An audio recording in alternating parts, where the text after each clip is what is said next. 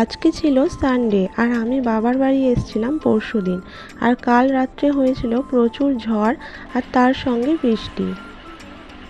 শুধু পাউরুটি দিলে কেন?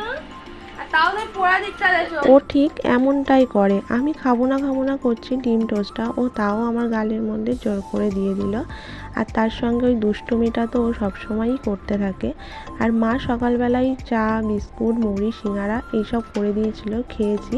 তারপরে আবার ডিম টোস্ট করে দিয়েছে। সকালের ব্রেকফাস্ট কমপ্লিট করা হয়ে গেছে।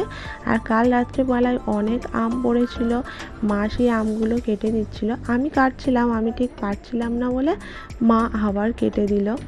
তারপর দুজনে মিলে আম খাওয়া শুরু করে দিলাম। আর আমার মা সব কিছু ঠিক বুঝতেই পারছিল আমি কাটতে পারছিলাম না, ওই জন্য মাই কেটে দিল। তারপর স্নান করা কমপ্লিট আর বসেছিলাম, তখনই আইসক্রিম ব্যাপারী এসছে। আমার বড়বাবু আবার গিয়ে আইসক্রিম কিনে এনেছে।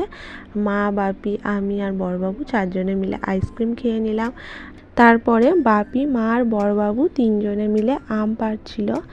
বিকালবেলায় আবার শ্বশুরবাড়ি যাওয়ার পালা, বস্তা ভর্তি করে আম নিয়ে যাব ওই জন্যে।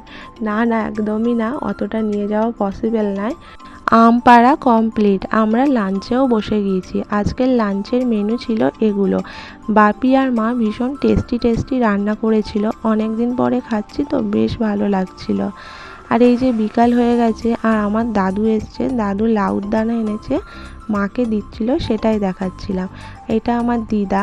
আর সবাই মিলে বসে গল্প করছিলাম। আর বাবার বাড়িতে গেলে যে কিভাবে টাইমটা কেটে যায় বোঝাই যায় না। দুটো দিন যে কিভাবে কেটে গেল বুঝতেই পারলাম না। তাহলে আজকের মতো টাটা, দেখা হচ্ছে আবার নেক্সট ভিডিওতে।